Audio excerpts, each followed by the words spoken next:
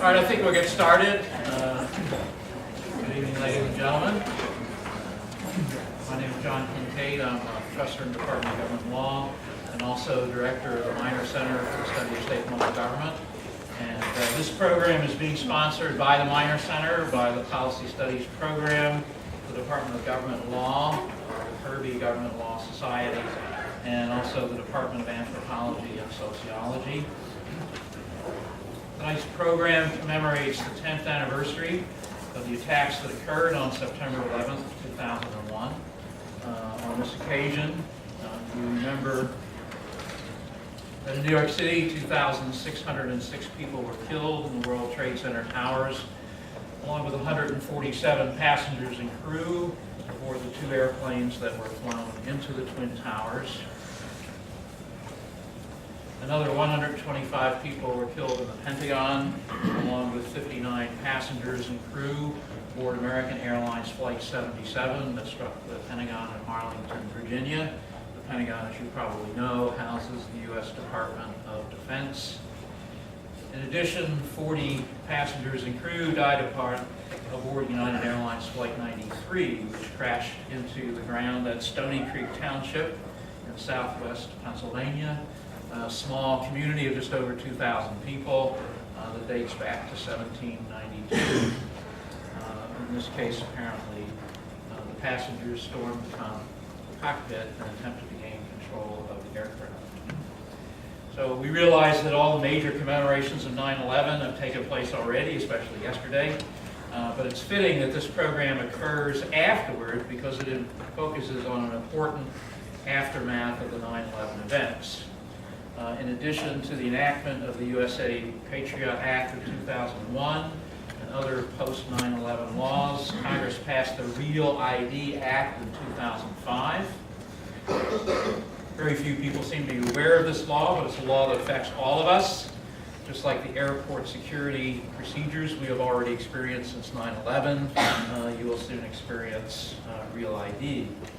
This legislation was a response, in part, to the fact that the 19 hijackers on 9/11, all of whom were foreign nationals, had obtained 13 driver's licenses and 21 U.S. or state-issued identification cards, which they used aboard the airplanes. Basically, was to be explained more during the program. Real ID establishes security, authentication, and issuing standards for state driver's license and identification cards. The law calls upon the states to issue driver's licenses and ID cards that will be accepted by the federal government for official purposes, quote unquote.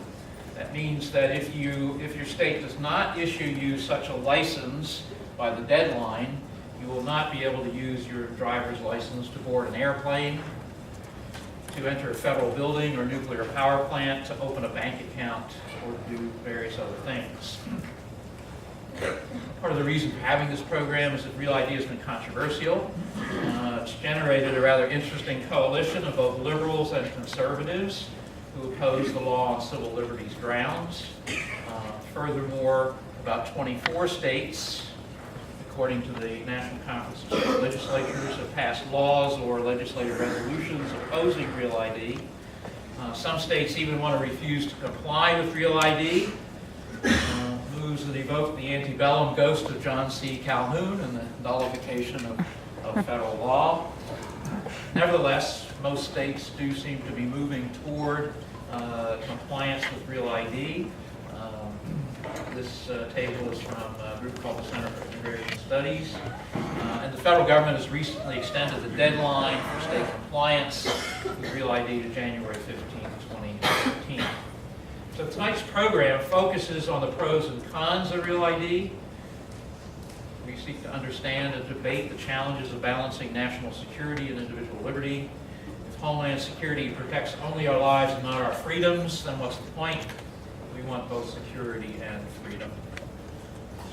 So to moderate tonight's panel discussion, we are very fortunate to have Mr. Keith Martin. Mr. Martin has been program manager for the Military Child Education Coalition since December 2005. Previously, he was named to the Overseas Basing Commission in May 2004. In that capacity, he visited 20 countries, touring present and proposed U.S. military locations. As a commissioner, he took part in 4 public hearings, interviewed hundreds of current and former military, political, and diplomatic leaders. He testified at 2 congressional hearings and before the BRAC Commission. He was appointed by Governor earlier had been appointed by Governor Ed Rendell to serve as Pennsylvania's Director of Homeland Security in February 2003, charged with coordinating the all hazards prevention, preparation, and response activities of all state agencies. He served in that capacity until October of 2004 and then served as senior advisor to the governor until September 2005. A television news anchorman with more than 15,000 newscasts over a 3-decade career. And I just learned over dinner he was one of the first people on the scene at 3 Mile Island. Hope you remember that nuclear incident in Pennsylvania before all of you were born. He served as a commissioned officer in the Army, Reserve, and National Guard for almost 34 years. His service included a combat tour as an infantry lieutenant in 1969 to 70 in Vietnam and Cambodia. He retired at the federal rank of colonel with promotion to brigadier general on the state retired list upon his retirement. But his most distinguished accomplishment is that he's a graduate of Lafayette College. So please welcome Mr. Martin.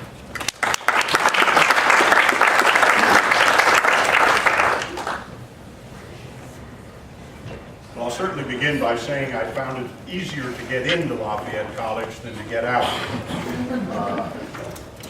I took the circle route and had a little continuing education time post my scheduled graduation, and ended up getting my commission in the Army actually before I graduated. So I am very happy to count myself as class of 1968, but I did not receive my degree in philosophy and Russian until 1969. I had an opportunity to take a nice, long, slow walk across campus from the Lafayette Inn this evening, which is something that always makes me happy when I return from reunions, different opportunities for programs and presentations, working with Professor Crane and President Rothkopf during his tenure. And the opportunity to walk across this campus and to see that the magic remains, the vitality, the energy. The hills have gotten steeper and the steps are certainly higher than they used to be. But the magic is still in the air. And the students look bigger too. I don't know if that's because I've gotten smaller, which is something that happens as you get a little bit older. But it's always a pleasure and privilege to return to this hallowed hill and the hallowed halls of Lafayette.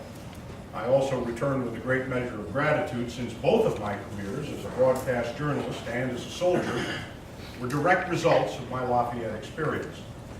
Little did I know when I took that first job as a part-time radio newsman with WEEX that it would lead to a career spanning more than 30 years as a television anchorman. Little did I know when I first put on that somewhat ill-fitting uniform of an ROTC cadet that it would lead to a career of almost 34 years as a commissioned officer in the Army. Now, it was as a freshman, a baby boomer, #1, almost literally, in September of 1964 that I first entered Kirby Hall. Not up the steps through the front door for a class, but rather down the steps through the back door to be issued an M1 rifle for my first drill on March Field. In fact, and I would doubt anybody in this room knows this, the arms room, where more than 1,000 World War II vintage rifles were secured and stored, is right underneath the amphitheater classroom at the back of Kirby Hall. That's where it was. And there are likely many opinions about the appropriateness of storing weapons used to secure and defend freedoms in the very same place where, like tonight, issues related to philosophy, ethics, and civil liberties are taught, explored, and debated. But think about that. Some might find that inappropriate, antithetical, inimical, but it did not strike Mr. Fred Morgan Kirby that way. He saw nothing inappropriate about having the arms room in the basement as a World War II veteran. He believed that. I offer that bit of Lafayette history to help set the stage for our discussion tonight. We gather tonight after several days of sensory and emotional overload. We have just revisited and relived the images and emotions of September 11, 2001. Our nation was visibly violated and viscerally vulnerable. We were traumatized and galvanized, but not, it is important to note, mobilized by the attacks of September 11, 2001. Not as we were in response to the attack of December 7th of 1941. You see, those attackers had national direction and identities. They wore uniforms and carried flags. In contrast, the attackers and sponsors of the September 11th attacks were hard to identify. Coming from multiple faraway and poorly understood parts of the world, representing an ideology of hatred recognized and feared, but just as poorly understood. Now, over the 10 years since 9/11, significant, expensive, often painful, and sometimes controversial steps have been taken under the banner of protecting the people, property, and prosperity of our communities, our Commonwealth, and our country. As Pennsylvania's former Homeland Security Director and advisor to the governor, evidence and experience lead me to tell you tonight that I believe 10 years later, we are safer, but not safe. Safer because of resolve and effort on the home front and service and sacrifice on the battlefront. On the battlefront, the price has been steep, with more than 6,000 war zone deaths, 46,000 combat casualties, as well as the traumatizing physical and mental impact of multiple rotations on our active duty, National Guard, Reserve soldiers, sailors, airmen, and Marines, and their families. The efforts of our all-volunteer force clearly have diminished, disrupted, and damaged the ability of those who would harm us to strike again, but they have not defeated it. While we have made it more difficult, we have not made it impossible. There is clear evidence they would attack again if they could, and there is ample evidence they are not standing still, that they adapt their strategy and tactics just as we have by increasing our use of special forces and a growing and effective array of unmanned ground and air offensive and defensive weapons. The effort to protect our homeland goes beyond taking the fight to the enemy on his home ground. From the beginning, it has involved measures to identify and interdict potential terrorists. It has involved measures taken through legislative action and imposed by executive order. Some measures on both fronts made sense and have made a difference. At the extreme, on the other end, there were legislative and executive actions which some argue made no sense, little or no difference, and in some cases belied and betrayed our nation's constitutional foundations and its core system of civil liberties and legal protections. There is no doubt there is still a very real danger of another terrorist attack. There is no doubt that the goal is to stop future attacks before they happen. There is no doubt that keeping potential terrorists out of the country and stopping them from hiding and moving among us remain challenges which face our nation. The terrorists who executed the first World Trade Center attack in 1993 planned and practiced on a rented farm in rural Perry County, Pennsylvania, right under our noses. They openly and frequently traveled back and forth from New York metropolitan area. And in the past few days, we have again heard the troubling stories of how the September 11th attackers mustered and prepared, leaving a trail of suspicious activities, unnoticed red flags, unrecognized and unreported, and dots unconnected. Multiple and fake IDs were key parts of their cover and their cloak of anonymity on the way to their day of infamy. Profiling has been a consistently controversial issue, with loud voices on both sides of the debate surrounding its effectiveness and its civil liberties implications. Some would argue a more stringent and uniform system of identification could have prevented the September 11th attacks. The question is, would it be an effective and justifiable tool going forward? Which brings us to our program this evening. An examination of the Department of Homeland Security desire to establish a uniform system of driver's license documentation and Security. The concept of Real ID was on the table almost 10 years ago, in 2003, 2004, when I was Homeland Security Director. It was hotly debated then on ethical, effectiveness, and cost grounds. Since then, it has been legislated, but not taken effect because of reluctance and resistance from virtually every state. Why? Why not adopt a system which advocates say would improve our security? Is it a matter of money and practicality, or a matter of civil liberties and principle? Now, one thing is very certain: these matters have long been discussed and debated in this building and on this campus, where the past is explained and explored, the present defined, the future envisioned and embraced, and we will do that tonight. For our discussion tonight, I'll be joined by Steve Kozar. He is a senior policy advisor with the Office of State-Issued Identification Support, the U.S. Department of Homeland Security in Washington. Prior to working with Homeland Security, he spent 15 years with the Pennsylvania Department of Transportation, Bureau of Driver Licensing, as a field operations manager. In that capacity, he was responsible for all of the driver license services at 72 centers across Pennsylvania. He graduated from John Carroll University in Ohio with a degree in political science and public administration. Our second guest this evening is Andy Hoover, responsible for the Pennsylvania ACLU state lobbying in Harrisburg and federal lobbying in Washington. From 2004 to 2008, he was a community organizer advisor for the ACLU-PA. He is an experienced advocate, cutting his teeth in the anti-death penalty movement during the Reed Schweiker administration. Andy also serves on the boards of directors of the Pennsylvanians for Alternatives to the Death Penalty and the Interfaith Alliance in Pennsylvania. In 2008, he graduated from Penn State with a master's in community psychology and social change. He's also a 95 graduate of the University of Pittsburgh, where he earned a bachelor's degree in communications. And he has lived most of his life in Dauphin County, Pennsylvania. We will begin with Mr. Kozar for some opening remarks. He will be followed by Andy, and at that point, we will join and invite you to ask your questions. If you don't have any, I have plenty, and I know Dr. Kincaid has some too. Thank you very much. Steve.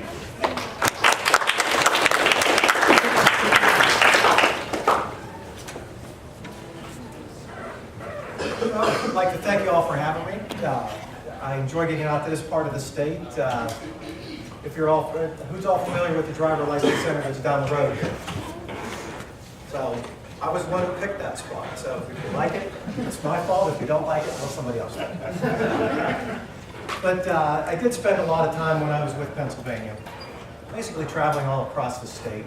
And I dealt quite a bit with driver license issues. And one of the things, particularly with what Real ID tried to do, and is trying to do in the framers of Real ID, the Act and the regulation, was to develop minimum standards for the issuances of driver's licenses and identification cards. Why that's important, particularly for air travel and accessing federal buildings and other methods, or other places to go, is the simple fact that the people who are in charge with the security of those facilities or the aircraft, it's not so much whether you're in the country legally, not in the country legally, whatever else. It's to make sure that they're reasonably assured that you're who you say you are.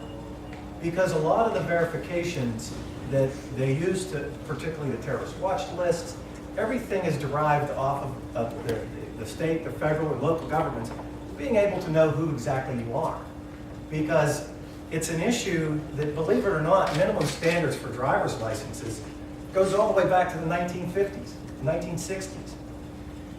At that particular point, when states really started looking at driver's licenses as a proof of identification and as a form of identification for law enforcement, it was basically a law enforcement issue, that if you were a bad driver, that they were going to be able to find who you were and give you the appropriate punishment for whatever your traffic violation was. So what the states decided to do back in the late 50s is they came up with a concept called the Driver License Compact. Now what the Driver License Compact did was the states started to get together and say, hey, you know what, if we have a bad driver and he crosses the state line, we want you to know about this bad driver. If he was a drunk driver, if he has all kinds of different, if he's a bad driver, reckless driving, whatever else, they wanted to be able to track that individual so that that person couldn't lose his license in Pennsylvania, then turn right around and go to Ohio and get a driver's license in Ohio. Because there was no mechanisms or no national standards that one state knew exactly what the other state's license looked like and what was contained on it. There were also issues with if a police officer would stop a person in Pennsylvania for a violation and they would present a Michigan driver's license. At that particular time, those licenses all looked different. Law enforcement had a very difficult time in really looking at the document and pinpointing, okay, is this person, first of all, authorized to drive this type of vehicle? Do they need glasses or don't need glasses? Or am I going to be able to track them to see, is their license suspended, or has he done something bad in the other state that would allow us to withdraw his driving privilege here in Pennsylvania? So the concept of national standards go all the way back to that point. As we move further along, 1988 was the Commercial Motor Vehicle Safety Act. What that basically did was it established national standards for issuing commercial driver's licenses. So we're well in advance of September 11th. So we're years ahead of that right now. But at that point, the genesis at that point was that all commercial drivers, because they're driving big vehicles, they have responsibility for thousands and thousands of pounds of moving equipment. So at that point, the federal government decided, it says, hey, we got to have national standards for commercial drivers. Part of those national standards were is the driver license had to look a certain way. It had to contain certain language on it. The states had to do certain verifications. They had to verify that the person, one, could actually pass the test. They were all added to what's called the Commercial Driver License Information System, which was a system that every commercial driver, his name is added to this system so that if he has a violation or he goes to transfer his license, that state's going to be able to know that that person actually passed the test and meets all the requirements to be issued a commercial driver's license. So at that point, and now we're back in 1988 now. We're not even to 2011 or 2001 yet. At that point, so every commercial driver who drives a commercial vehicle has to have a license that looks similar to every state. Now the states have different colors in that, but the layouts are all the same, basically. They also had to be added to this national system for commercial drivers. They also had to have their Social Security number verified. All the states were verifying Social Security numbers for commercial drivers back starting from 1988. Actually, most of them, all the states were on board by 1993. So at that particular time, everything was already in place to standardize or to create the minimum standards for driver's licenses. We move up to the mid-90s. At this particular point, the states really were getting involved in and saying, hey, we have a big problem out there with fraudulent identities, fake identities, people crossing borders, masking their convictions in one state to get a driver's license in another state. So at that point, the states had really started looking into the concept of one driver, one license, one record. And that's basically the genesis of Real ID. And this was called the Driver License Agreement. It was called the DLA. And at that particular time in the late 90s is when all the states started getting together and developing the framework for minimum standards for the issuance of driver licenses and ID cards. And at that particular point, it was primarily for identity theft and masking driving histories. So at that particular time, you already had the states themselves who said, hey, we got to figure out a way that we can track these bad drivers across the country, because one is we don't want to issue a legitimate license to somebody who's not entitled to it. So the whole emphasis was on driver safety, not as much on what happened after September 11th. And so at that point, whenever it was realized that a lot of the hijackers were using multiple state driver's licenses, one of the misconceptions is that they really weren't fake licenses. They were all good licenses. It was that they just had multiple licenses from multiple states. Their other issue was that they were here, some of them were here on extended or they were overstays and some other things. But it wasn't that any of them all their names were the same. There wasn't an identity issue. It was just they had multiple licenses and were able to do different things utilizing different state licenses. So that's what one of the problems were. But from the DMV perspective, at that point, we already knew that that was an issue. The DMVs already knew that it was possible for one person to hold multiple licenses in multiple states. We knew that, and I'll kind of speak to you today in two different ways. One is when I worked with PennDOT, and I worked in PennDOT at the ground floor of basically the whole beginning of the Real ID process. And then several years after that, then I went to work for Homeland Security. So one way I'll talk about what really led up to Real ID. That's is my capacity working with PennDOT. The other part I'll talk about is now how do I implement this thing now, because now I'm working for the federal government to implement it. So basically what you had was you had the 9/11 Commission report came out and basically said, you know what, there should be national standards for driver's licenses and ID cards. And that's pretty much all they said. They didn't really give any marching orders, or they didn't really speculate on how to do it. So there was a bunch of different processes that were already in place. Like I said, the states had already been working on it for a number of years, so actually what we did was brought out some of our old documents, took the dust off of it and said, hey, we've really been working on this for a number of years already. So at that point, the framework was already there for Real ID. The issue that the states had at that point was you didn't have driver's licenses and ID cards had historically been on the back burner of every state's governmental process. And unless there were customer service issues, it rose to the level of a problem. Most of the DMVs, you never even heard of them. You went there once to take your driver's test, you renewed through the mail, you may have had to go and take a picture, but that was about it. So DMVs really didn't get that much attention until after Real ID was passed. Well, then what happened at that point was that whenever the act was passed, and whenever the regulation was written, in the regulation and the act, they created a few things that were controversial on the outside, but states all along knew that these were the things that they wanted for a long time. The DMVs wanted these things for a long time, particularly the verification systems, where they wanted to have the capability to verify that if you're coming in from Ohio and you say, I have an Ohio driver's license, that the state's able to communicate with that other state in an efficient manner to see if you actually did have a driver's license in that state.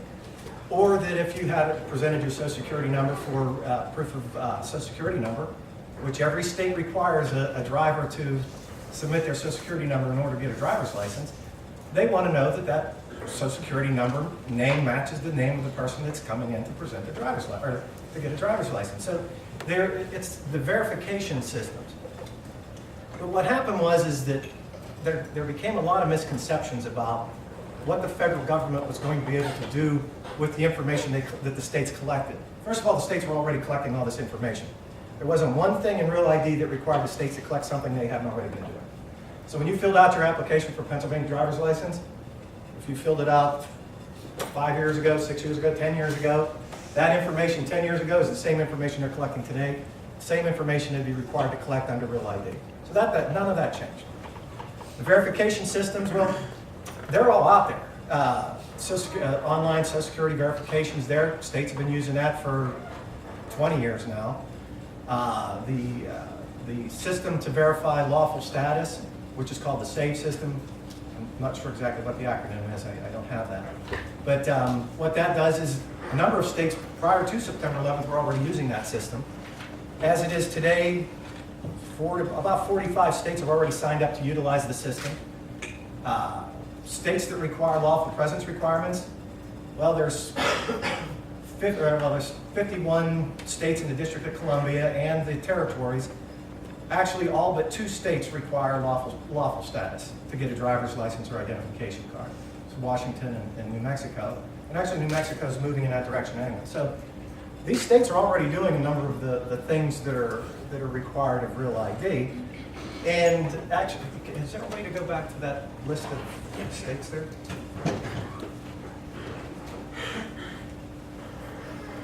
Yeah, right. I'll give you a couple good examples. The 15 of the 18 benchmarks that's listed there is that those 15 are security measures. The other three of the 18 are a state's commitment. They have to say that they're committed to Real ID, that they're going to issue compliant licenses with markings on them, and they're going to issue non-compliant licenses. So with these 15 security features, all of those states are meeting all the security requirements of Real ID. They're just not committed to marking the licenses, and they're not committed to Real ID itself. So it's kind of a misconception on the anti-Real ID states, because if you really look at their DMV processes, they're all meeting the requirements. South Carolina is a fervent anti-Real ID state. They meet all the requirements. They've sent us multiple letters and saying, hey, we're meeting all your security requirements. Why should we have to say that we're going to be committed to Real ID? Can't you just accept our license because we're doing all the security features? So those are the types of things that there's the misconceptions out there, and the reality of what state DMVs are doing and have been doing. I'll use Pennsylvania as an example because I helped develop Pennsylvania's rules and requirements. And we've been in Pennsylvania since 2002.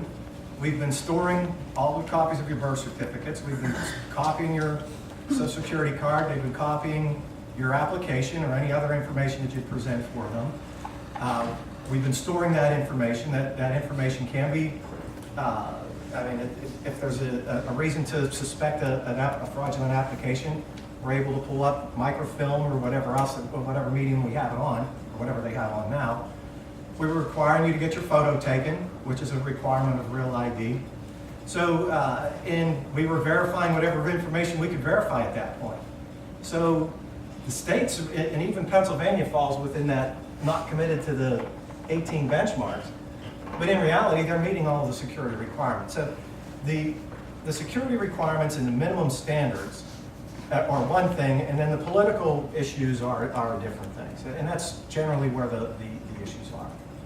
So I look forward to any questions that we get and the things we talk about here, because it's one of the things that I've been involved with now with driver's licenses and ID cards for coming close to 20 years now. So I do have a little bit of a background in it, so it's one of the things that I enjoy talking about. So, thank you. Now Andy Hoover from the ACLU. Andy? All right.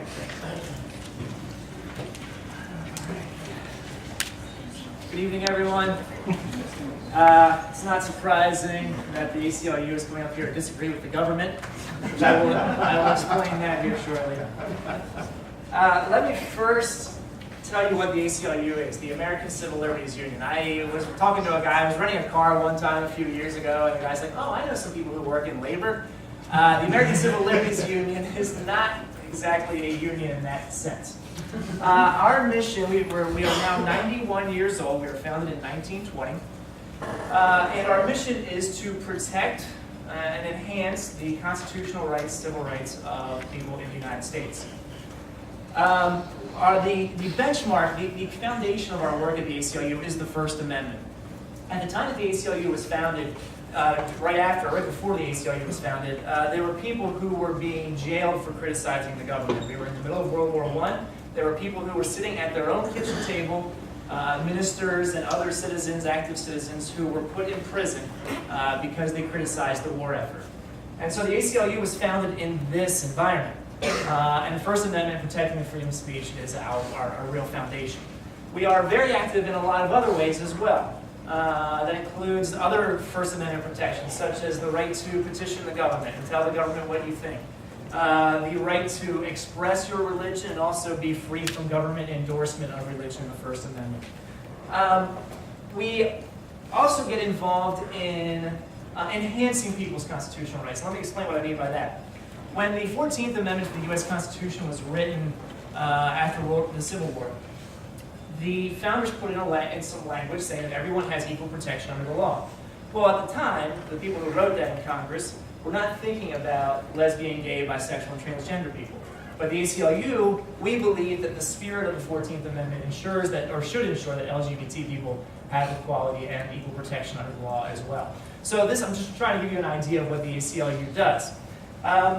one of the key amendments that we spend a lot of time working on, it's related to this, is the Fourth Amendment. And the Fourth Amendment says, the right of the people to be secure in their persons, houses, papers, and effects against unreasonable searches and seizures shall not be violated, and no warrant shall issue but upon probable cause, supported by oath of affirmation, and particularly describing the place to be searched and the persons or things to be seized. And by the way, I have bookmarks with the Bill of Rights over here, so you're welcome to pick some up when you get the opportunity. But I think it's important to know what the Bill of Rights does, and this really gets to the heart of the ACLU's mission. The Bill of Rights, the first 10 amendments to the U.S. Constitution, put limits on government. It ensures the government cannot make laws abridging our freedom of speech, taking away our freedom of speech, our freedom of religion. It ensures they cannot do searches against us without going to a court and saying, this is why we need to search this person. It also has a lot of other protections, including protection from cruel and unusual punishment. I think that, just to wrap up the introduction of the ACLU, this weekend I was with a priest friend of mine. Yes, I work for the ACLU and I have a friend who's a priest. He's a Buddhist priest, not a Catholic priest. But, and he said, the ACLU is the only thing between us and the police state. And interestingly, a few years ago, I had an evangelical Christian pastor tell me the same thing.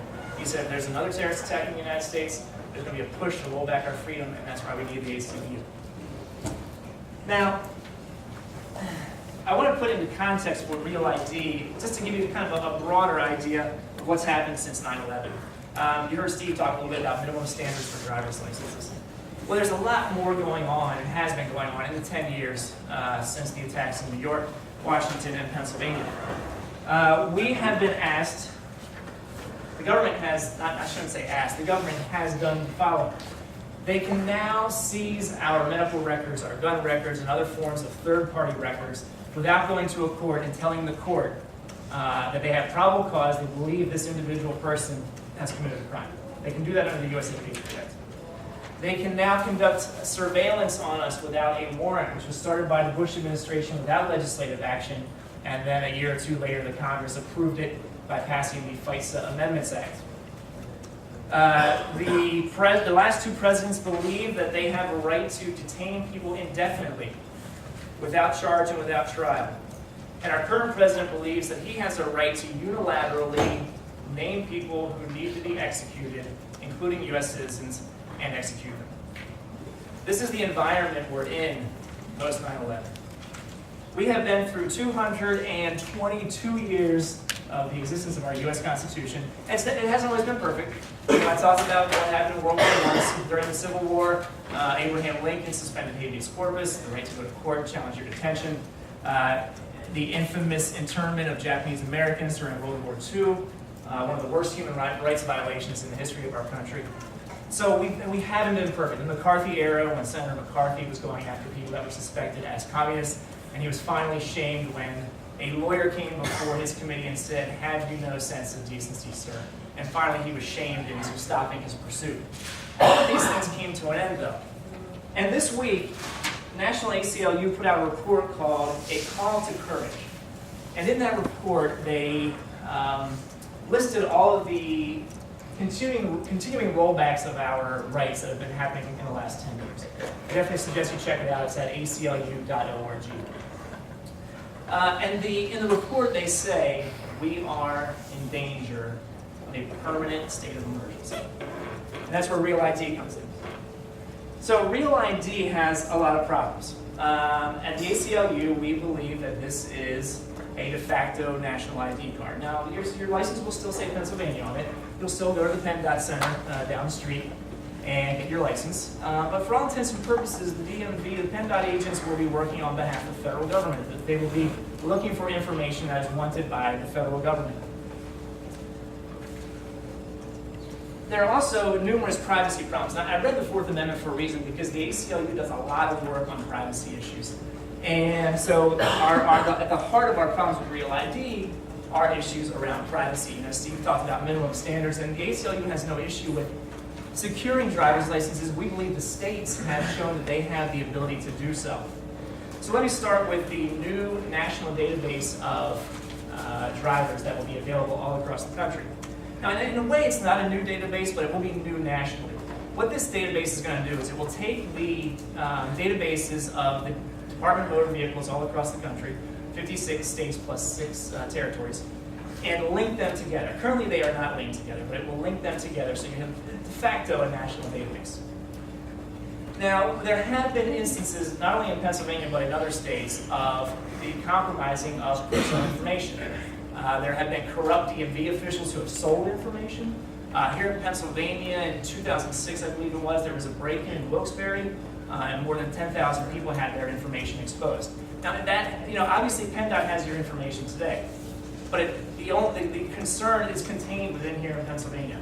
If there's a break-in or some kind of compromise of your information, you only have to worry about that if it happens in Pennsylvania. Under Real ID, with the new de facto national database, if there's a break-in in Texas or Oregon, or well, Oregon's not going to participate in Real ID, but California, your information will be exposed. And you all know, you may be aware, I hope you're aware, national identity theft is becoming a huge problem. This database will just add to that issue. The document storage that Steve talked about a little bit, it comes with, and PennDOT obviously is doing some of this. I mentioned that we're okay with the states taking on the security issue on their own. Now think about that. PennDOT has that information. They've made copies of your birth certificate. They have copies of your social security card. There's nothing in Real ID or in the regulations that prevent the states from storing that on the now national database. So again, that very personal information, that key information that you need to identify who you are, will be available there on the national database. And the verification process, it's enhanced by Real ID in that you have to show 4 forms of identification, which you already do with PennDOT. They have to go to the issuing agencies to verify that the documents are legitimate, which Steve talked about with Social Security. That also will include utility bills and other forms of identification.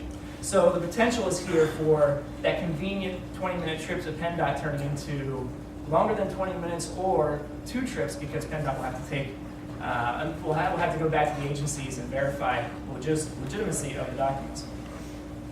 This also has the potential to significantly jack up the cost of a driver's license, which I'll talk about shortly. But I want to mention that the ACLU is not the only, we're not the only folks who work on privacy and security who are concerned about this. There are security experts who believe that Real ID will not make our licenses more secure and actually will increase the likelihood of fraud. The Privacy Rights Clearinghouse said in 2007 that Real ID will not only make current methods of identity theft easier for criminals, but will also create new opportunities for ID thieves to commit their crime. There's a famous, not only nationally, but international security expert, Bruce Schneier, who has said there are security benefits in having a variety of different ID documents. A single national ID is an exceedingly valuable document, and accordingly, there's greater incentive to forge it. When someone asks me to rate the security of a national ID card on a scale of 1 to 10, I can't give an answer. It doesn't even belong on a scale. So these are some experts who are saying that this will not keep us safe or keep us secure. And I want to mention some of the other opponents of Real ID. The American Association of Motor Vehicle Administrators, the National Conference of State Legislatures, the National Governors Association, the American Bar Association, the American Conservative Union, the Cato Institute, which is a think tank in DC that advocates for small government, for low taxes, and low government spending, the Electronic Frontier Foundation, the Gun Owners of America, the National Coalition Against Domestic Violence, National Taxpayers Union, and the Southern Poverty Law Center. I didn't actually name them all because the rest of the groups are similar to the ACLU in that they work for civil rights. So you get an idea of the depth and the diversity of the opposition to Real ID. Now, there are some other constitutional problems with Real ID. Steve mentioned the photograph requirement. There are people of faith who do not want to get their picture taken, or who have clothing requirements that require them to cover up. The Amish, of course, here in Pennsylvania, of course they don't drive, but they do engage in federal business and they may want to get ID cards. Muslim women, Sikh men, they all have various issues with either a photograph or with clothing. And right now, PennDOT has a process to protect their First Amendment rights to religious expression, and they can still get ID cards. Under Real ID, The Department of Homeland Security did not acknowledge this in its final regulations. The statute itself does not acknowledge this. And so it leaves people of faith, these faiths, with the unenviable choice of, do I violate my religious principles, or do I lose my due process rights to access my government, whether it's entering a federal building or engaging in other forms of federal business. There's also on the back of our current driver's license here in Pennsylvania what's known as a machine-readable zone. And what this is the stripe, the stripe that's on the back of it can be swiped and you can get your personal information. If you've ever gone to, say, a bar, anyone here is over 21, and suddenly a few months later on your birthday, you got a postcard from the bar, it's because they took your driver's license and swiped it, and now they're sending you their mailings. There is technology to protect this, and there's actually a bill, Senate Bill 356, which would prohibit businesses from swiping the information from your driver's license. And Real ID actually requires this, although PennDOT has already put this on our driver's licenses. Pennsylvania has not protected that information, they have not encrypted it, and the regulations under Real ID also do not require that that machine-readable zone is encrypted, so it can be exploited by the private industry. Finally, I want to mention the cost. I mentioned the fact that driver's license has the potential to go up significantly in cost. PennDOT has estimated that implementing Real ID will cost Pennsylvania more than $100 million, and that it will cost $40 to $50 million annually. Congress has put very little money into giving funds to the states. They put very little money into Real ID. There was one year they put in $90 million, and this year, in fact, President Obama has zeroed out, at least at last check a few months ago, he had zeroed out any funding for Real ID. So this puts it on the states to spend all this money. Now, some of you may have just come out of high school, you may be aware of the debates that came out during the state budget, that public schools have been cut significantly, education grants have been cut significantly, and yet PennDOT's going to have to spend tens of millions, over $100 million, to implement Real ID. Now, some of it has been done, and they did that on their own, but there are other costs that will come along with implementing Real ID. Now, I want to mention that, it was mentioned earlier that 24 states have made some kind of statement, either a statute blocking the implementation of Real ID or non-binding resolutions saying, protesting Real ID. The Real ID Act can't function without the states, particularly the database that connects every DMV database around the country. Without the states' participation, Real ID just can't happen. Now, we're told that Real ID is urgent for national security, and yet it won't actually go into effect until almost 12 years after 9/11. So obviously it wasn't that urgent.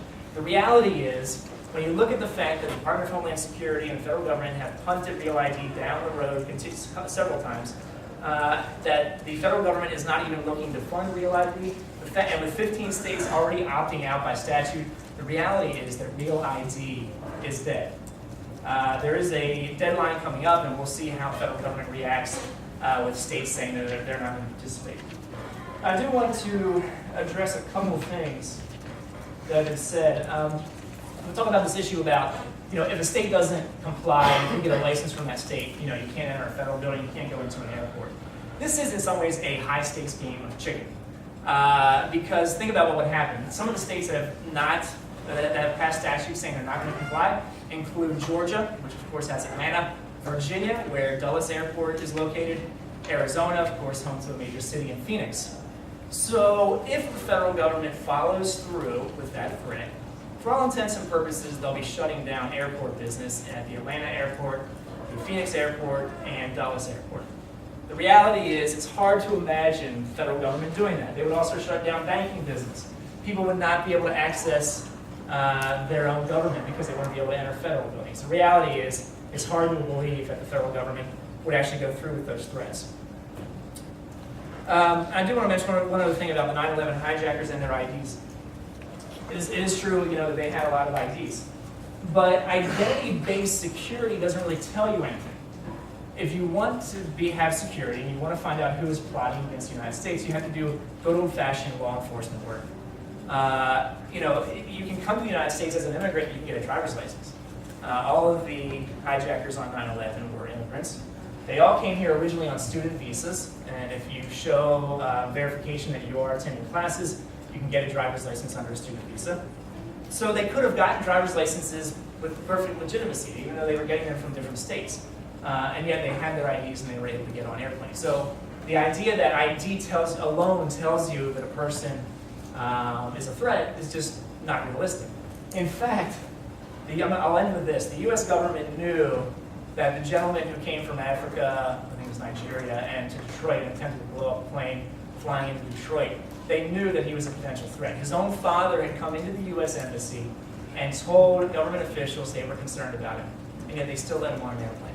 The reality is that if we want to be secure, we can use good old-fashioned law enforcement techniques. Our Constitution has stood up for 222 years. There's no reason to roll it back now. Thank you all very much. Thanks very much, Andy. What I'd like to do now is ask Steve and Andy to join me up here in the front. We'll strapped on body armor with bullseyes. And what I will do is exercise the prerogative of the chair, or at least the de facto chair for the moment, and ask the first question and hope that it will spawn some questions from the audience. Because after all, looking at the color of my hair, decisions that are going to be made and issues that we're confronting now are going to affect you for a lot longer than they're going to confront me.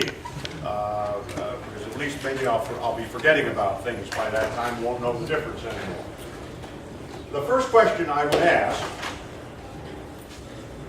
actually takes us beyond our borders. Other countries, democratic countries, have far more stringent ID systems. In fact, national IDs, their driver's licenses are virtually, I've heard the term used, bulletproof. I mean, fake-proof. So I guess my question to both of you, and I'll start with you, Andy, on this.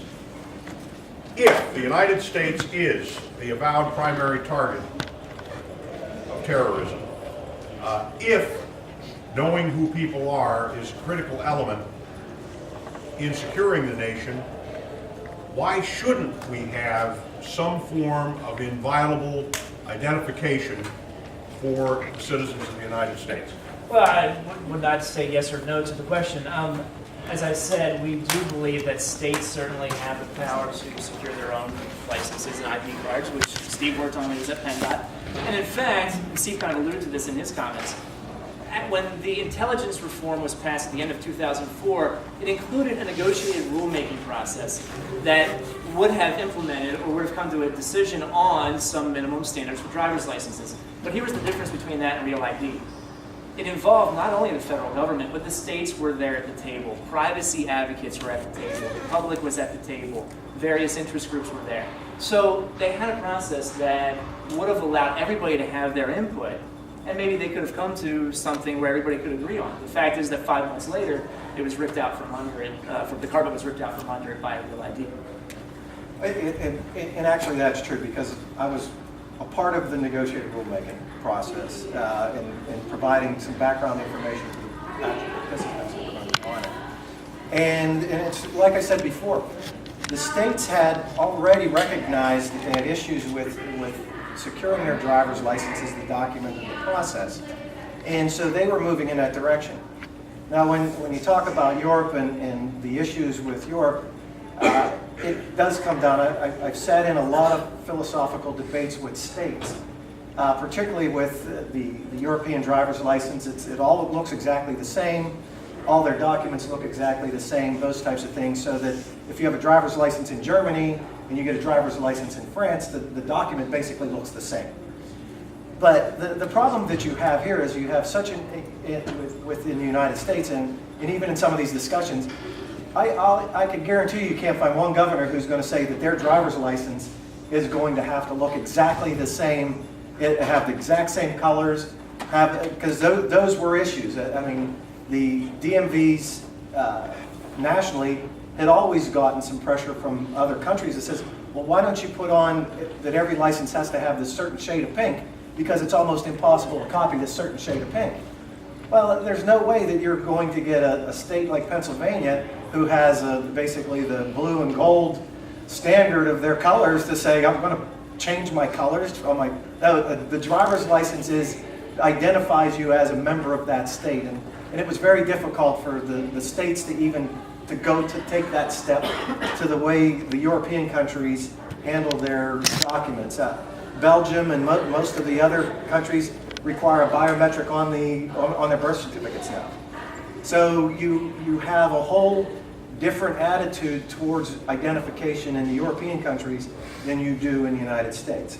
And national identification cards goes back in those countries for decades and decades and decades. So their issues of identification have been totally different than what's been done here in the United States.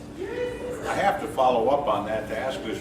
The chart you showed, what you both said, is it possible we've already realized as much benefit from the discussion and debate and advances within the states through discussion of the Real ID process without actually carrying it across the finish line?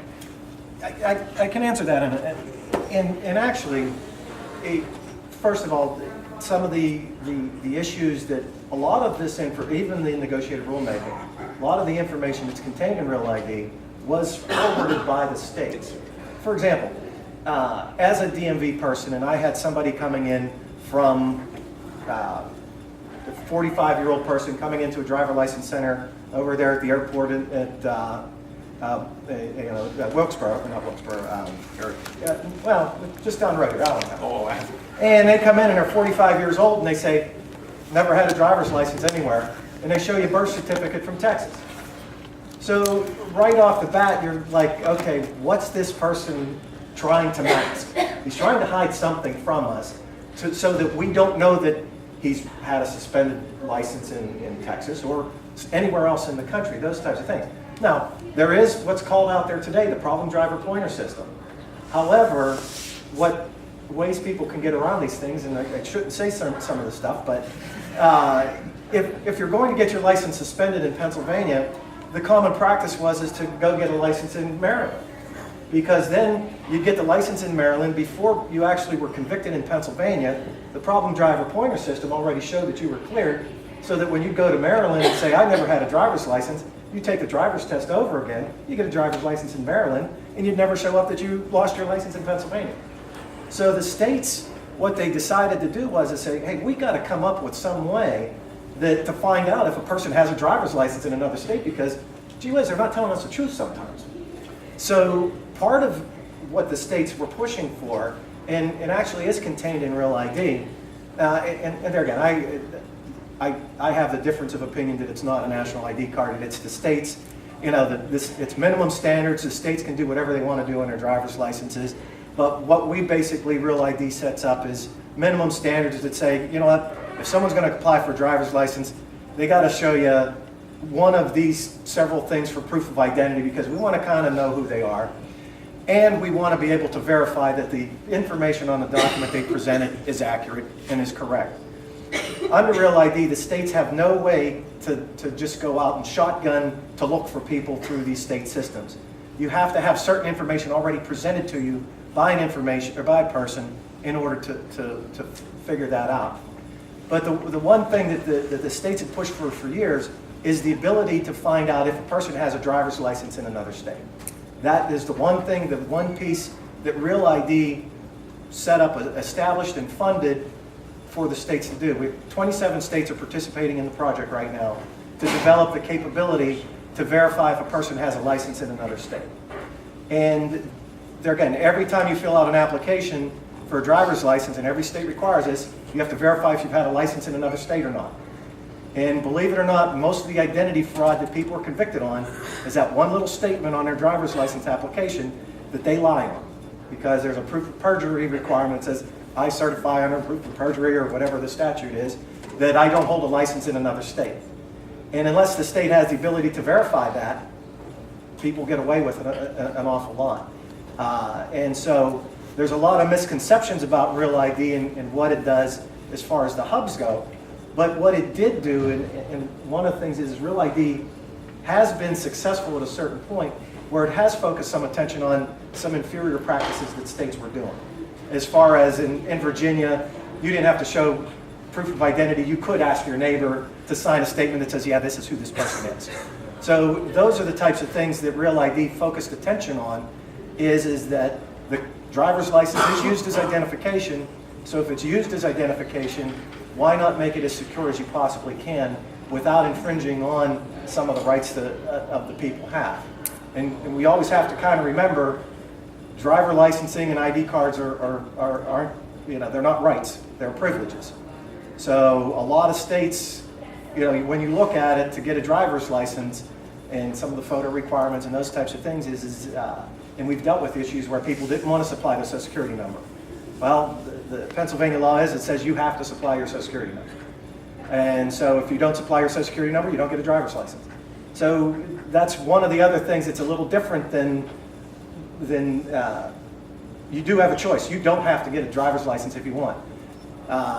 To access federal buildings or whatever else, those types of things, all the act requires is that if you were using the driver's license as a sole form of identification, you couldn't use it as a sole form of identification. So nothing would stop you or that agency from accepting multiple documents along with the driver's license. So it's not as cut and dried as if you don't have a Real ID driver's license, you're never going to be able to get on a plane.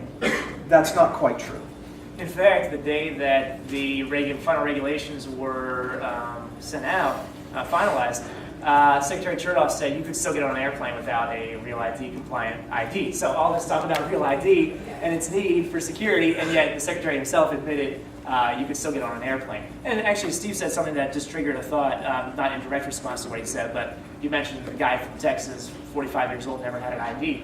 There are people, U.S. citizens, who don't have IDs.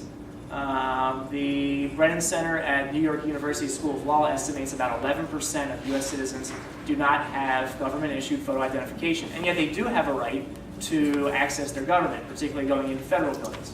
And so these are folks we need to think about as well, and their constitutional rights, their First Amendment right to access their government.